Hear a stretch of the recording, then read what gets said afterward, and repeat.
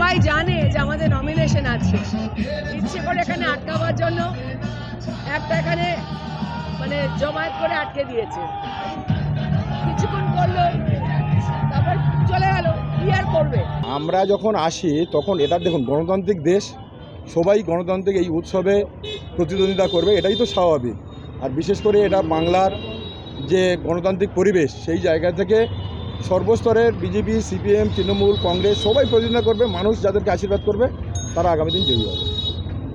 অভিযোগ করতে যে তাদেরকে আজকে স্লোগান দেওয়া হয়েছে। না না না, এটা বাজে কথা, এসব ঠিক না। এবারে ভাই ভোটের লড়াই এই এখানেই দেখবো।